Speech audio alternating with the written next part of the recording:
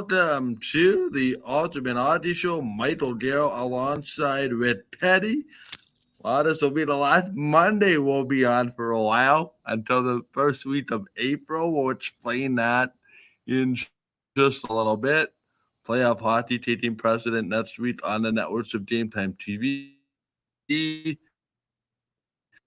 So we moved the show to next Wednesday. We'll talk about that after we dissect the trade deadline. What a deadline it was. Good evening, Rich. How are you doing? Very good, Michael. How about you? No, I'm very good actually. I just had a day to catch up on some stuff. This is my day in between playoff rounds, and no, I'm here to talk hockey. Excited for the next hour. Getting ready to see some new toys in the Winnipeg Jets lineup tonight, which has me pretty excited.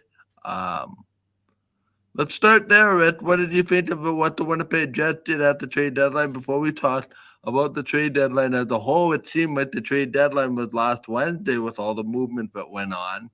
But there was still plenty of intrigue on deadline day, including the Winnipeg Jets acquiring Tyler Toffoli for a third and a pick in 2026. And then, a third, and then there was a third and a fourth. I think third this year, fourth year. Third this year, and a second in 2025. Okay, and then the other pit, the 2026 one, but I keep crossing myself up, which was the one for Colin Miller later on. I knew they shipped the 2026 out the door at some point. Pits for guaranteed pieces. I guess we could look at this. One of significance. Your thoughts on the acquisition of Tyler Toffoli, first off? Well, he's a good hockey player. I mean, he can score goals. I mean, he just comes in. They trade for him, and he's the number one scorer on the team, or he's tied with Kyle Connor. And he's a big kid. He's good in front of the net. He knows how to play playoff hockey. He gets a lot of greasy goals in front of the net, and he's good on the power play. He knows how to find open space to get a shot off. And he's big. He's not fast. He's not super speedy. I mean, he's not going to win any skating competitions with Nick Ehlers or Kyle Connor on the Winnipeg Jets, but he skates fast enough, and he's a pro, and he's a veteran. And yeah, I mean, it's a good acquisition. And also Colin Miller. I mean, he's a good, solid defenseman. He's not overly big. I think he's 6'1" and change, but he's about 220 pounds. So, he's a pretty good size, but he's a good skater. He's got a hard shot. That's what the Jets miss. I think they miss, they got Brennan Dillon and maybe Neil Pionk who shoot, but, what DeMello doesn't shoot hard. Morrissey doesn't shoot hard from the point. Schmidt, if he hits the net once in a while, sure. Stanley can shoot hard. Sandberg, yeah, I guess he's okay. So his shot is okay, but he usually does. He does more of the wrist shots than slap shots. So anyway, I think it's good. So you add those three guys, Monahan, and then later on now, Toffoli and Miller on the back end. Those are three Canadian boys from Ontario Hockey League, tough as nails, Canadian guys. They know playoff hockey, and it's good because you and I talked. Well, I talked. Maybe you agreed with me, but I said all year the Jets are not tough enough. They don't have enough grit. I'm not talking about meatheads who can throw punches like like a Ryan Reeves or something. I'm not talking that. I'm talking toughness to go to the hard areas to score goals in the playoffs, in front of the net, getting slashed and being able to chew pucks out of the corners and being able to stand up when it gets hard going. Historically, Kyle Connor and Nick Ehlers, they go a little bit invisible during the playoffs. And I hate to say that because I like them both. But historically, they either get hurt or they get soft, and then they go invisible. And anything you can do to add more grit into the lineup. And, Velarde's another one. I follow grit. And So I just think you got Nick Ehlers on one line, you got Kyle Connor on another line. When they're all back, I think they're going to spread it out. And then you got, Perfetti's probably not even going to make the lineup. So you got only a pair of soft forwards amongst your whole gang, because the rest of them on the fourth line will be Nemestikov with the Barron and Iafallo when the Velarde comes back. So you only have two skilled soft players. The rest are all pretty big and gritty and tough. So I like it. It's a pretty penny price to pay, because you don't know if these guys are going to sign long-term with the Jets. You hope they do.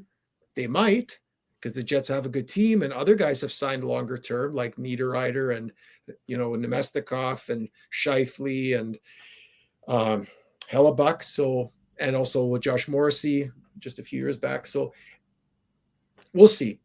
But what's interesting is I heard, I don't know if you heard this, but this year's draft is actually quite deep, and the Jets already traded away their first round pick. They did not want to lose their second round pick because it's a deep draft. So that's why they had to hang on to their second rounder this year. That's why they gave the second rounder from next year and the third rounder from this spring or this summer. And the interesting part is you've already given up your first round pick in the Monahan trade that you already mentioned. That pick is probably going to be number 20 or beyond. If things go according to plan. You got Montreal second rounder, which is going to be somewhere between 31 and 36. If this draft is as deep as the scouts tend to tell me and all the other people that it is, there's not that much deviance from number 20 to number 36. It's pretty wide open tonight. Just a quick mention as well, Toffoli playing with Monahan and Iafallo. That means that Scheifele, Connor, and Ehlers are together at the top line. Yep. Third line remains as constructed, and Perfetti draws back in on the fourth line in exchange for Rasmus Kupari. With Nemestikov and Barron, right? Correct. And the defense remains intact with the exception of Nate Schmidt coming out for Colin Miller. As who predicted? Yeah. No, I thought you told me DeMello. Pardon? I thought you told me DeMello. No. I said Nate Schmidt is going. I said Miller may get pushed. Yeah. Sorry. And Sorry. DeMello I remember now. Down to play with Sandberg, but Schmidt is coming out of the lineup for Miller. And now you've got 3 righties with 3 lefties. So seems like a perfect a fit for me. If they all stay healthy. I mean, right now they're not even healthy yet because Velarde's not in the lineup. But I heard he's skating. I heard he's not that far away. So yeah, the bonus actually pushed back on that timeline a little bit, suggesting that David Velarde wasn't going to skate till later in the week. So his progression has kind of been pushed back a little bit. To which end I would suggest that probably Monahan with Toffoli and Ehlers probably as a second line when Iafallo comes back. And then you get, when Velarde comes back, and then you push Iafallo to the fourth line, take Cole Perfetti out of the lineup.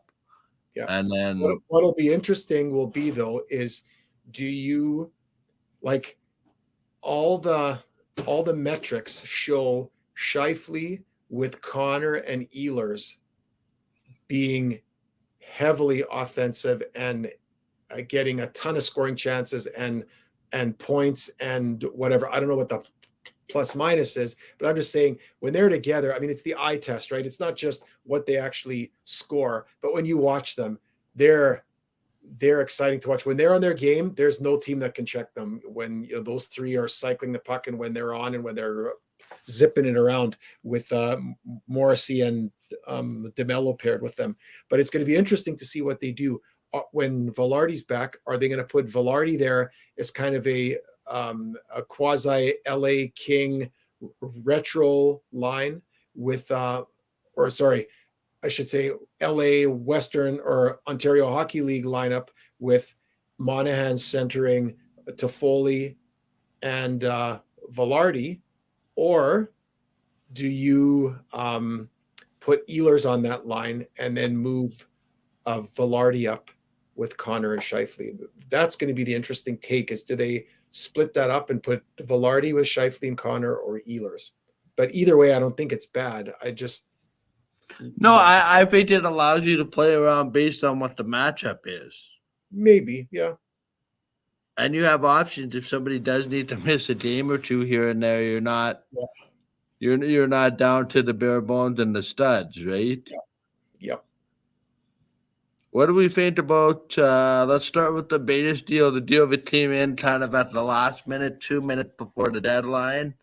Vegas Golden Knights acquiring Tomas Hertl from San Jose. Everybody's saying cap circumvention, cap circumvention. The cap circumvention police are out in full force. There is no police for that. There is no police. Wow. I told you, I sent you that text. Mark my words. The first game of the playoffs, and Mark Stone, it's going to be like that magic spray like they have for soccer players, how they go down, they get tackled, and it looks like they're shot, right? You're like a deer running across a farmer's field, and a guy shoots it, and it just goes down like a house of cards. And the guy comes out with the magic spray, and he jumps up, and it's a miracle. He can run again. Watch, Mark Stone is going to have a miraculous recovery and be ready for game one of the playoffs. But Michael, think about this though. They trade. See, I'm not so sure about this deal. Like, I don't know if anybody else is noticing what I'm noticing. Vegas is barely hanging on to the last playoff spot, and Hertl is not even playing right now. He's injured. I don't know when he's going to be able to get. He's 10 days. He's 10 days to 2 weeks away. Well, okay, that's what they say. Look what they said about Velarde. It was short term, and it keeps on being said. All I'm saying is Hertl's not even in the lineup. If LA loses another 4 out of 5 games, whoever it is that's behind them, whether that's Minnesota or I'm not sure who's chasing them for that last wild card, whoever it's going to be, or Calgary, somebody could pass Vegas. Vegas might not even get into the playoffs to be able to have both Hertl and Stone in the lineup. And if you're going to trade for somebody, wouldn't you want him in the lineup to give you the chance to be able to play Mark Stone and circumvent salary cap rules and so on if you make the playoffs? The first thing is LA or Vegas has to make the playoffs. I don't think there's a guarantee of that if Hertl's not in the lineup. But again, I could be wrong. They could start to play better and hang on to that last spot. But it just was funny to me how they trade for a guy for the playoffs and there's no guarantee. Like it's not like they're, the Stars or the Jets or the Avalanche who are in the, the 1, 2, 3 position, or the Oilers or something. Vegas is just barely hanging on to a spot. But here's the other side of this, though. They have 6 years of Hertl after this at $8.1 million. Wasn't he an unrestricted free agent, or did they sign him? No, he signed a 7-year deal with the Sharks earlier this year. Oh, is San Jose retaining any salary? San Jose is retaining a lot of salary. I think they said 14% or something like that. Of the whole contract over the 8 years? Of the whole contract, yes. Yeah, so probably 14% each year then, probably, not just one chunk. Yeah. So it's the whole year. So the other thing the other thing they were talking about is San Jose has already used long-term 2 of their 3 salary retention spots, which typically go to UFAs because it comes off both teams' books at the end of the year. 2 of their 3 spots are taken to guys that are on long-term contracts, i.e. Erik Karlsson and now Tomas Hertl. So interesting how that works. Hey, listen, I don't wish anything good for Las Vegas. You know how I feel about that team. So you're smiling already. I don't know what some of the people are listening to. It stinks. Expansion, they should be doing what Seattle's doing. They should be plodding along, sort of on a bubble, could make the playoffs, could not. For them to win the Stanley Cup, be in the finals like the year or 2 years after they come into the league, all the exploitation they did, cherry picking players from other teams and threatening this guy and then taking this guy with a pick and it stinks. And I don't like Vegas. I don't like the city. I don't like the team. I don't like those ugly, shiny gold uniforms that they wear sometimes. Makes them look like a bunch of, I don't know, like a bunch of soldiers or something with or like a bunch of knights in shining armor there. I don't like the team. I don't like what they stand for. I don't like how they operate. So for me, I hope this hurdle deal is the biggest albatross around their neck for the next 7 years. That's my wish for them. Just a big rock that sinks them to the bottom of the Western Conference. That's my wish for them. So I have a question. yeah. How do you feel about the way Vegas does business with its players? What do you mean? From the standpoint of not really showing loyalty. Well, what team shows loyal? What do you mean loyal? Well, because they basically move players in and out. They're in on every player, not necessarily loyal to the ones that are there. But they are loyal. Sure, they are. They've signed Jonathan Marchessault and other guys. There's certain guys they have to move because they're up against the salary cap, like that kid Riley, right? That they had to ship him off to Boston, I think. Yeah. Whatever. So every year they've had to lose a few guys, but they've kept Carlson. They brought in Stone. They kept Marchessault. They kept Pietrangelo. They've kept guys. They had to move out Miller, right? He was a good defenseman for them back in 2018 when they went to the semifinal or actually the finals. And he played really good that year. I think that was his very best year ever in the NHL, was that 2017 to 2018 year when Colin Miller played with Vegas. And I remember him playing against the Jets. He was quite an impactful defenseman there on that team. So, but anyway, listen, teams can't be loyal to everyone. Look at the Jets. You say the same thing with the Jets. Oh, they weren't loyal to Wheeler. They bought him out. Oh, they weren't loyal to, well, I don't know who else you want to say. I mean, you have to pick your guys. Like you can't keep everyone. Like I think eventually it's going to happen with the Jets too. I mean, they like Kyle Connor and Nick Ehlers, but I don't know if you're going to be able to sign Nick Ehlers and Kyle Connor to new deals in whatever that is 2 years from now or whatever, when they come up and they're going to be pushing against the cap along with everybody else, you know, depending upon who they sign. If they're able to sign guys like Toffoli, maybe to a 3-year deal, or Monahan to a 2 or 3 year deal, and so on. So I don't know. Teams can only be loyal to so many guys.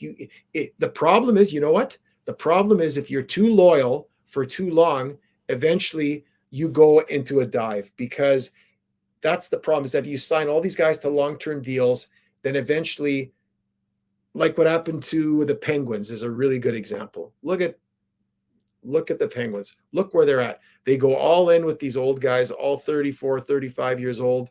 They bring in another old guy in Carlson. They think, okay, this is the last hurrah. They're going to do it. They got a chance, this year, and they haven't been good. And they're now out of a playoff position, and they trade away their probably only really good player at about 29 years old plus, and that's Jake Gensel.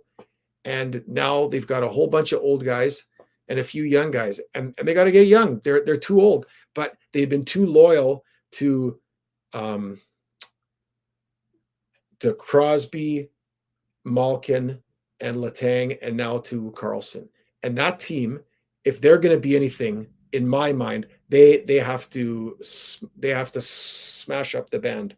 I mean, they can't go into next year with Crosby, Malkin, Letang, and Carlson still in that lineup. You can't, because it's too much money, and there's too much wood there that's kind of dead, that's not producing enough. In my mind, you've got to trade away Malkin for sure, and maybe even Malkin and Letang. You want to keep Sidney Crosby. He's the face of the organization right now. The other two guys are great guys, and you've been loyal to him for a long time, but you got to find a way to get those guys out of the lineup, because you're not going anywhere with all that much salary tied in with that many, 4 guys over the age of 35 or over the age of 36, each making anywhere from whatever it is, $7 to $10 million a year. That is just not a good formula for success in the NHL anymore. So, but you will see with Vegas. We'll see what they do. I hope they don't make the playoffs. That's my wish for them, is that they do not make it, and then they got to eat Hurdle's salary for the next 8 years. That would be or 7 years. That would be the happiest thing for me. And yeah. So before we talk about some of the other trade deadlines, and I'm back now, by the way, just had to grab my charger. Yeah. Rob asked a very good question, but I wanted to kind of get into later, but we can talk about it now before we talk about some of the other deadline moves. What's that? Are you Jets of the mind that the Jets won the deadline? Well, I'll ask you. Why don't you answer it first, and that'll give me a chance to think. Okay, I'll leave the question up so people know what we're talking about. Yep.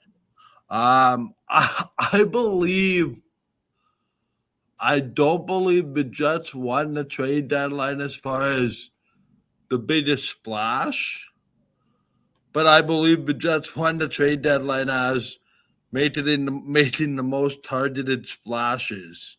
To me, the Jets had a clear need of a top six forward, and a depth defenseman, and if you want to go by extension, in the month leading up to the deadline, a second line center. They got exactly what everybody thought they would need. Check.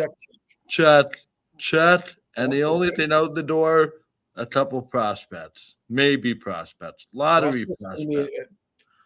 Well, prospects, you mean Pitts become prospects, which are like lottery could be wasted. They could be used by the Jets and could be wasted by somebody else. So it's not the same as trading away a Colby Barlow or trading away whoever or a Chaz. Do I feel the Jets won the deadline? I feel the Jets won the deadline in a targeted way. Okay, well, who won the deadline then? Well, if you want to talk about moves and splashes, Dallas for me. They acquired one of their prospects in Logan Stankoven. They got Chris Tanev, and that was really what they needed. Yeah. It depends on what your definition of won the trade deadline is. I'm saying the Jets won the trade deadline as far as getting exactly what they needed without subtracting from the existing roster. Okay. And so, but you kind of said with your original statement, you said, I don't think they won it. They won it from being able to target blah, blah, blah, blah, blah, whatever your young man's rationale is there. But in my mind, if a team says we have these three needs and they go out and they find those three needs with three really good players, high profile guys, not just, a second line center here, but second line center, Monahan he was the number one center available. Jets got him. Toffoli, you could argue, was the number one right winger from a scoring perspective. Jets got him. And from a defense standpoint, okay, he wasn't the number one defenseman. You could argue maybe Tanev was more, but Miller, for the price, he's an upgrade on Schmidt. I could tell you that. I think anyway. I mean, we'll see when they play, but I don't know from a stand. I know I heard somebody else say, who was it? Somebody else said that the Oilers did a better job at the trade deadline over the last month because they brought in Henrique, and who else did they bring in? Was it Henrique and then they brought in that defenseman from Anaheim too, Carrick. Yeah, Carrick. It's really like you're saying Henrique and Carrick are an upgrade, more of an upgrade to the Oilers than Monahan, Toffoli, and Miller are to the Jets. God, these people. Again, it's people. It's like whenever Winnipeg does something, it's like, nah, it's okay. That's just Winnipeg. And it's like, the smallest market, second smallest arena after Arizona, the smallest market, blah, blah, blah, blah. I tell you something, people that know hockey, the Jets are a legitimate contender for the Stanley Cup. Now, will they win? You and I don't know that. We'll find out come the end of June. But in my mind, they are right up there. They have as good a chance. Like if you think, let's go through it now. You've got, I think, a lot more teams in the West that have a legitimate chance than the East. And that's the other interesting thing about the trade deadline. The teams that loaded up in the West, I'm not saying they operated that way, but it's like somebody said, oh, I'm going to get this guy. And then the other teams say, oh, they got that guy. We're going to get, these two guys. And then everyone says, look, they got those two guys. We got to get at least another two guys. And it was just on the West. And then in the East, it was picking their nose, and they're hardly doing. Look at the Leafs; they didn't do anything, and the Leafs have probably more holes in their lineup than the Jets. And the Leafs did nothing, which tells me I don't know that the Leafs are all in. But so let's look at the West. You could say the Stars. Okay, so you got Colorado with Dallas, Winnipeg, Edmonton, Vancouver. And then Anybody the else? third spot. Pardon? Whoever finishes third in that division is maybe a contender, maybe not. Who's fighting it out there? Is that like the Flames It's and Vegas and LA right now. Vegas? Okay, so LA, I don't think either one of them is legitimate. So you got 5 teams, legitimate teams in the West. Then in the East, you got the Bruins, the Leafs, the Rangers, and the Capitals. And the Lightning right now are a wild card team. Made I that would think Lightning, that's their ship has sailed. Oh, and also the Hurricanes. So you got 5 teams there. You got your 10 teams there. And out of those 10 teams, when I look at what they had and what they've done and where they're at, the Jets are in the top 5. Out of those 10 teams, the Jets have more of a realistic chance of winning the Cup than Toronto, than the Bruins, than the Carolina. But I mean, it all comes down to playing, right? Like Hellebuck's got to get hot. Hellebuck's got to be a brick wall. He's got to be the best. If the Jets win the Stanley Cup, and I'll throw this back to you, if the Jets win the Stanley Cup, the only way they win the Stanley Cup is if Hellebuck wins the Conn Smythe. I mean, that's what it is. Like if you said to me, if you were able to go in the future to July 1 and you were there for 10 minutes, you read the sports and like the news on the sports websites in Winnipeg, and then you came back and you said, Rick, the Jets won the Cup this year. I can't believe it. They won the Cup. Can you believe it? I'd say, I do believe it because you said it and you went into the future to see it. And I bet you Hellebuck won the Conn Smythe. And you'd say, how did you know that? Because that's how they win, is with Hellebuck. So let's talk about something else interesting about the Winnipeg Jets, and it kind of ties into what we saw this week. Laurent Brossoit, what have you thought about him? I think the Jets have the best goaltending in the Western Conference, and it's not even close. Yeah, I would agree. I think that sorry, I'm just trying to pull up something here for some stats. Yep.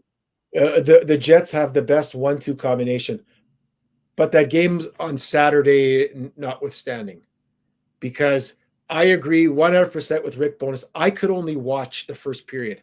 I was so ill. I was tired because I had a long day, but it was like 10 o'clock, which is actually 11 o'clock with the time change. And I said, I can't stay up any longer to watch this. And then my dad told me he stayed up and watched until the end of the second period, which is actually midnight with the time change. And he said it ended up being 5-0. I said, I can't even watch that. And then I heard from Rick Bowness, nobody played good. There wasn't a single guy on our team that played well. And he said every one of them played their worst game of the year. So, and that includes Hellebuck. That first period, Hellebuck was not sharp. Josh Morrissey and Dylan DeMello were -3 after 20 minutes. So did you see the game? That's that's when you know there's a problem. I was working and I got one text message, and not a word of a lie. It said, burn the game tape. Don't even watch it when you get home. Yeah.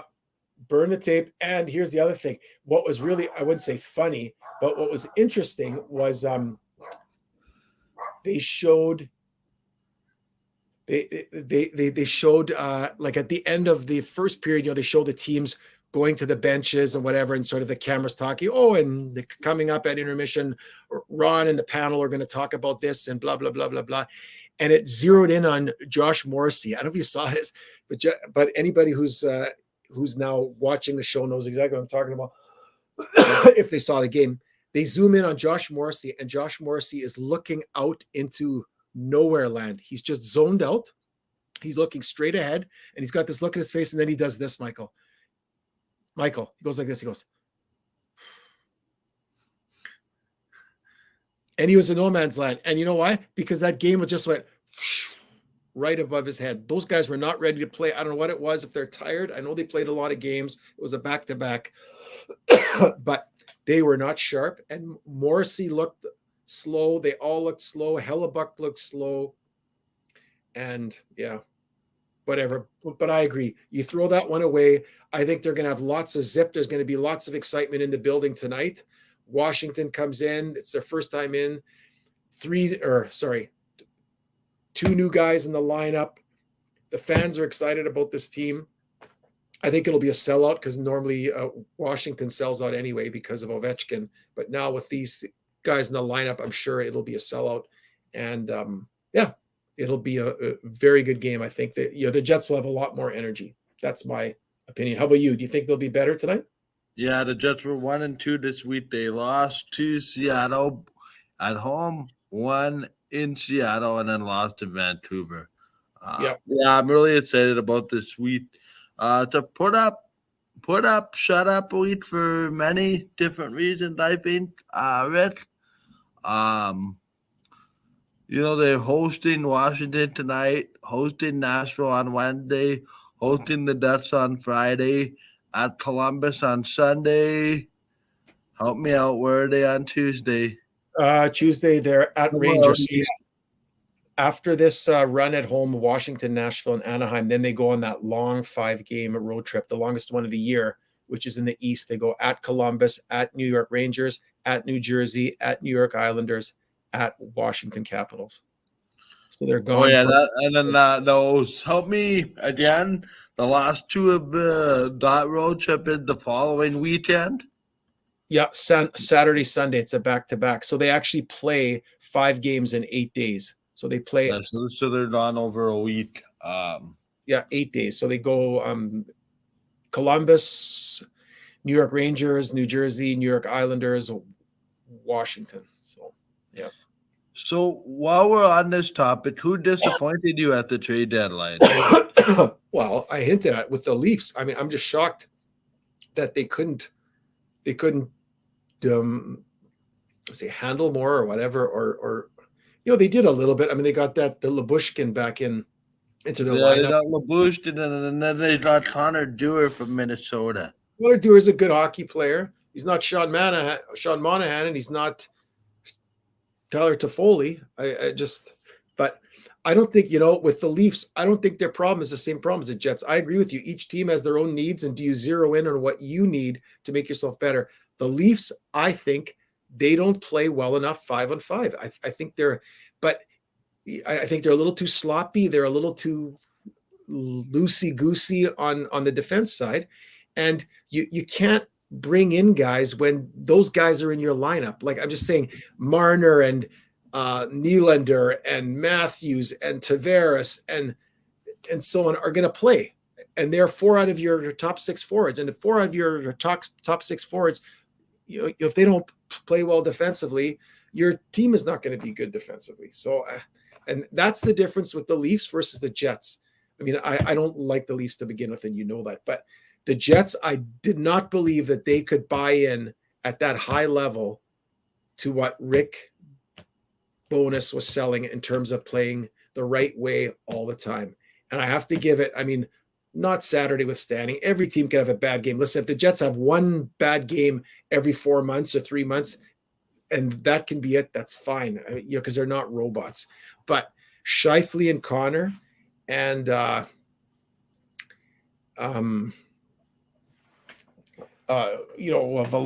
and Iafallo, these guys, they've bought in to playing the right way, especially Scheifele and Connor, because they were here from the old regime. I mean, Toffoli, Monahan, well, I could say Ehlers too, but Iafallo, Toffoli, Monahan, Niederreiter, Namestnikov, and then you could throw Lowry and Appleton into that. Those are all guys that know how to play the right way, and they play that way all the time. It's Scheifele, Ehlers, and Connor that did not play that way enough. And they're 3 of your top 6 forwards. And they've bought in. I mean, at times, they make mistakes. And they're still, I think Ehlers is still way too sloppy with the puck sometimes. He goes into the zone and turns things over and ends up being a 2-on-1 or a 3-on-2 going the other way. Sometimes you just need to shoot it in behind the net and let your guys chase for it, not try to play with it at the blue line, and then you turn the puck over and then it's right away going the opposite way. But they bought in, and that's the difference. The Jets are completely bought in, and the Leafs are not. So that's why I think the Leafs, I think they are a loser at the trade deadline. I'm surprised that the Bruins didn't do more. Are you shocked by that too? I thought they would have done more, but maybe they're handcuffed with not having enough picks, or they want to keep picks, or they don't have enough salary cap space. I'm not sure what what the thinking is, but It's interesting, but everything significant happened in the West and not very much in the East. yeah. The Well, I team, guess except for the Predators, or not except for the Panthers. I mean, they brought in the Tarasenko and who's the other guy? Oh, and Okposo. yeah, I don't know, but it's Florida to me seemed like they made trades for the sake of making trades. You think? Did they really need those two players? Well, you got to have the depth. I mean, guys I get injured. guess so, and it looked like Tarasenko's found his way. Looks like Tarasenko's found his way into the top six in Florida quite nicely. The one team I can't figure out is Carolina. We traded for Kuznetsov. That was an interesting trade, eh? Rescuing him from. I understand it's 50% at this year and next year, but he was never going to play for Washington again because of all his off ice issues. I think they like the kid, but they've had enough of the drama and they just want to move on. It's maybe good for him to get a new scenario. And then the other interesting thing that Carolina did was bring in Jake Gensel from Pittsburgh. Yeah. So I don't know. Like, it's Carolina to me made some questionable decisions. You don't like Jake Gensel? Sorry? You don't like Jake Gensel? I like Jake Gensel, but I don't believe he's a 40-goal scorer without Sidney Crosby on his wing. Okay. So maybe is he a 40-goal scorer with Sebastian Aho on his wing? Maybe. It's interesting, right? I mean, we'll see what happens, but it's not ideal. But do you think the East is more set as far as who the contenders are than the West? Do I think the East is more set? Do you think it's less of a chance of an upset in the East and in the West? Like once the playoffs start, you mean, or finding a spot? Yeah, once the playoffs start.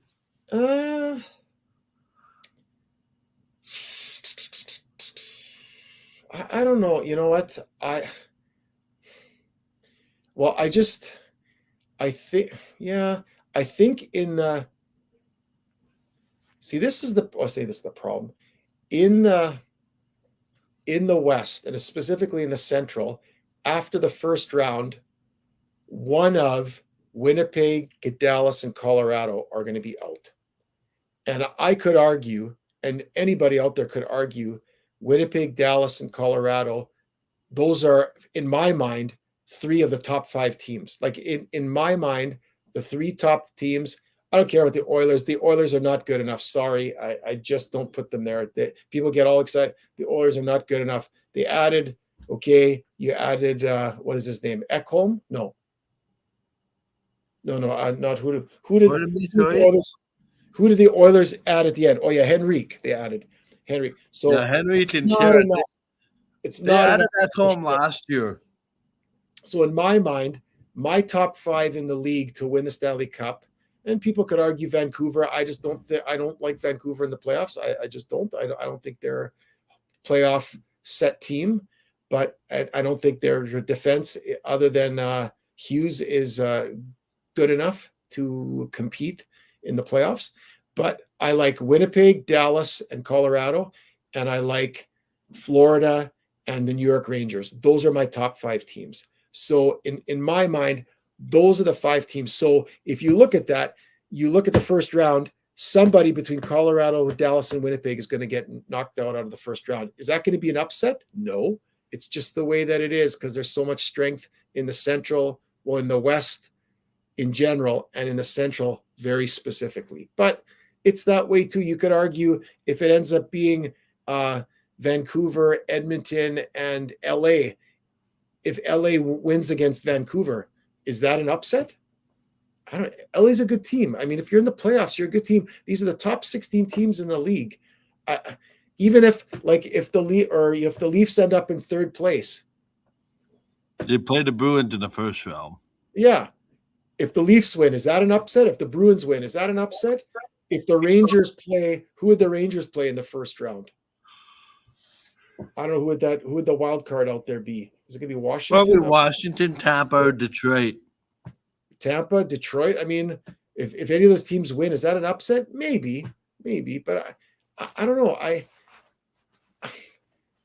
You know what? Once all the matchups happen, I guess we'll have our show and we'll go through it, right? And we'll have a look. But I think there will be less chance of upsets than there will not be, and that's simply because out of the 16 teams that make the playoffs, like I just mentioned to you, I think 10 or 11 out of the 16 are legitimate Stanley Cup contenders, and no one team in my mind shines above all the others.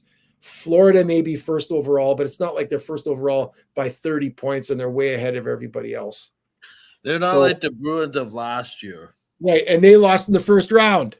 Yeah. So all I'm saying is there's 11, maybe even 12 teams out of the 16 that make the playoffs that have a legitimate chance of winning. That they could win, you'd say, yeah, that's not an upset. They're a very good team.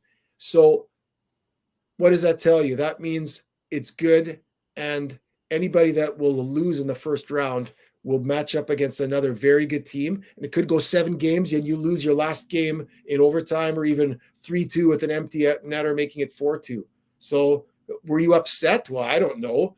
You lost in 7 games in the last game, in the last minute of the game with an empty net goal. Is that an upset? I don't know. It could be, that's the difference between winning and losing, is like as thin as this piece of paper. So yeah, that's the playoffs. You get a hot goalie you can ride, and you can win a lot of games. So do you see anybody currently outside of a wild card spot in Indiana, or are these the 16 teams in some way, shape, or form? Oh, I think these are the 16. Yeah. I think there's no, I don't see who is it? I don't see Minnesota pushing out. Who did they win in overtime there by yanking their goalie in overtime? I just flipped. Who did they beat? It was Minnesota against whoever's above them. Oh, they beat Nashville. Nashville. They're fighting for the Nashville's going to win that spot. It's not going to be Minnesota. So I still think that the teams that are there right now, I think those are the teams that are in, except for Vegas. They're the one that I think could fall out, and they're the ones that I hope will fall out. So there you got a little bit of both. So if you're the Jets, is the ideal place to finish first in your division to avoid either Dallas or Colorado in the first round? Sure it is. And you know what? I think the Jets will end up in first place. Now, I could be wrong, but my prediction right now, I said it a month ago and I'm saying it again, the Jets at the end of the season will be in first place in the Central. That is my prediction. Hey, what's interesting, I'm just here on NHL.com as we're talking. Oh, there's not just going to be a playoff miracle in Las Vegas. There could also be one in Colorado. Gabriel Landeskog had somebody flew out to Sweden, gave him some magic spray, and he'll be ready for the playoffs, the first game. It's a miracle, Michael. It's a miracle.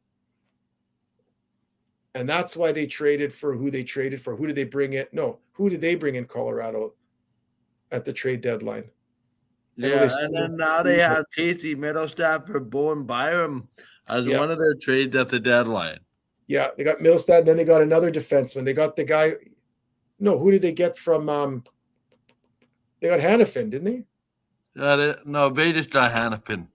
Oh, so who did Colorado get besides Middlestat? There was another defenseman they got. Because that's how they allowed them to move out Byram, is they brought in a defenseman. Yeah, hang on. Sorry, my brain is losing ground here. Maybe one of the listeners will know and remember. But anyway, just interesting. There's all sorts of playoff miracles happening in Las Vegas and Colorado. I think it's that mountain air. It's a little dry. I think it's just, it's a miracle. Oh, Sean Walker. There you go. From Philadelphia. That's what it was. Yeah. Yep. So good for them. Very interesting going forward. Good for them. Really quickly, Rich, I want to wrap the show up a little bit earlier if that's okay with you. Today I have a call that I need to get on at 6 p.m. Absolutely. Give me your thoughts on what the Winnipeg Jets are going to do this week, leading up to our next show. Well, our next show is next Wednesday, which means we're going to have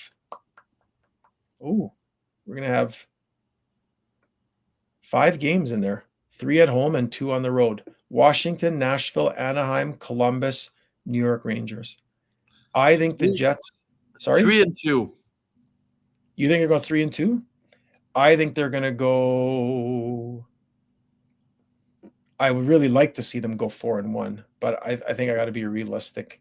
I think they're going to go 3-1-1 is my prediction. That would still be good. Either way, Winnipeg Jets heading toward the playoffs for one of those top 3 spots in the Central.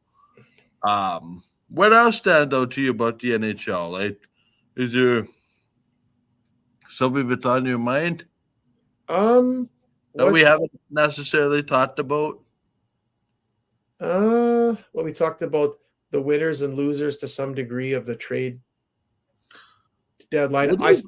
What do you think of what Calgary's been able to do? They've kind of been in the news, since they traded Elias Lindholm, now it's Noah Hannafin. Do you like what's going on there? Sort of a retool, rebuild, whatever you want to call it. Yes. Well, they're not going to make the playoffs, right? I mean, I think they've sort of accepted the fact that they're well out of the playoff spot. But what I find interesting is that, and I don't know why you do that. And again, I don't know if that's the general manager that does that or if that's people just talk and it gets out there. But in my mind, I don't know how you can let it get out that Markstrom is on the trade block and we're moving players and and then you don't trade him. Like, what do you think it's going to do to Jacob Markstrom? Like, are you going to sign him? Do you think he's going to want to sign as a UFA? Like, those are the players, to be honest, that I felt really bad for because we were led to believe anyway, but Nazem Kadri and Jacob Markstrom were the pieces to solidify a new core in Calgary, and now it seems to be torn down under new general manager Craig Conroy. So I don't know. We'll see. I think it's next year country for the Flames. After they lost 2 games this weekend, it didn't look good in either of them from what I saw. They lost in Carolina yesterday, lost in wherever they played on Saturday there, Florida.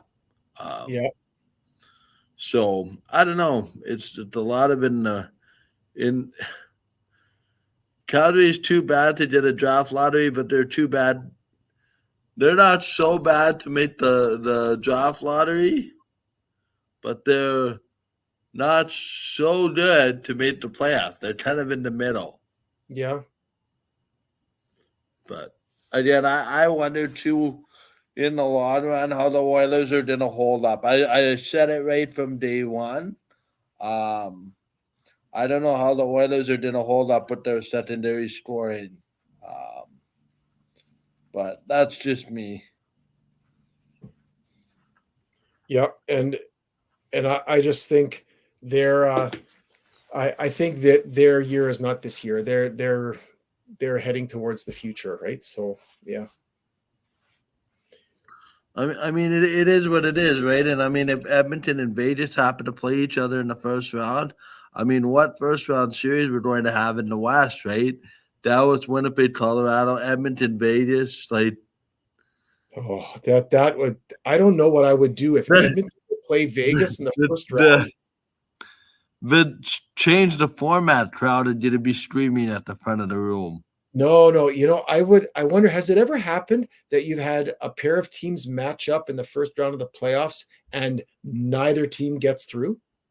Has that ever happened? No. I'd really like that for happen. Like if Edmonton matches up with Vegas, I'd like to see them both knocked out in the first round. I'd like to see them each lose 3 games and then Bettman says, you know what? we can't have either one of those teams in because they both stink. I don't like them. Let's just have LA and Vancouver roll right through into the second round. Yeah, I still have nightmares of the Jets losing in the first round, but that's me being my cynical self. Yeah, but then it happens. What are you going to do?